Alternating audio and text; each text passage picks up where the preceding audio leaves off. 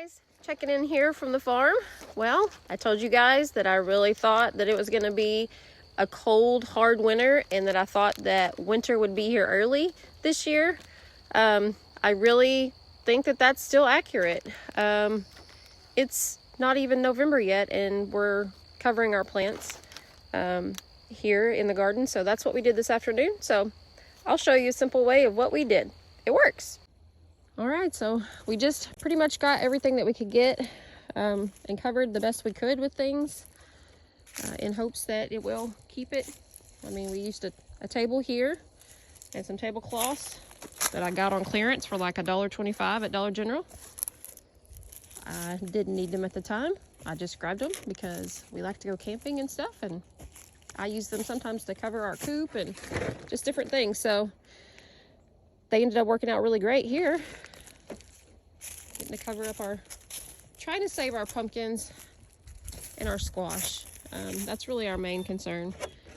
I know most people are like, oh, just let them die, but this is our second run of squash, and and they're doing really well. They just now really started doing really good, and then now it's gonna be maybe frosting. So I know it's not supposed to frost here tonight, but just in case, we got out here and the farmer helped me cover all these up. This is a row cover that we got. Definitely would like to get some more of those because they're pretty handy being so long.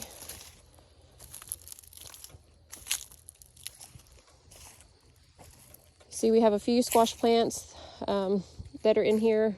We ran out of stuff to cover, but you know, if they make it, they make it. If they don't, they don't.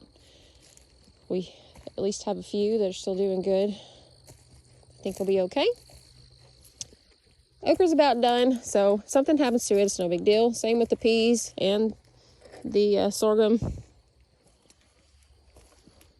We've gotten plenty of those, but you can see under here all of my pumpkin plants. So I've been babying these things and trying to get them to grow. I knew when we got them in the ground late that they probably wouldn't be done by, you know, Halloween. That wasn't really my purpose. We like to eat these pumpkins. We had one type last year that was a Lady Godiva, or however you say that, and we put it under the table in the kitchen on our tile up against the wall just to see, as an experiment, how long in our house, since it stays a little cooler, would it last. And literally about 2 months, I'd say about 2 months ago, 2 or 3 months ago, we had to, it started getting bad, so we had to throw it out to the sheep. Really, we were just trying to experiment and see how long that it would take, and then it got bad and I didn't realize it. So the sheep got to eat some. They enjoyed it. But this is what we did. We just basically covered everything the best we could with what we had. We just used some rope, some clothespins, and sheets. Will this protect it from the frost and the cold? I don't know, but at least we're trying. So hopefully my little pumpkin plants will be okay.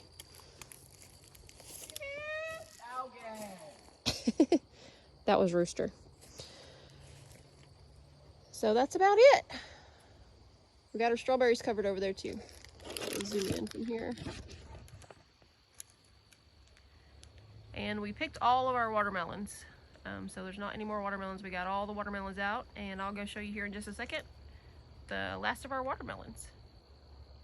I almost forgot. Here is the rest of our watermelons. Of course, we had to pick some a little premature, but I'm sure some of the critters will like them if they're not ripe. But I mean, these are pretty good size watermelons. We're happy with them. Our first year to grow watermelons. This one looks like a gourd. I don't know. Cross-pollinated maybe? Who knows?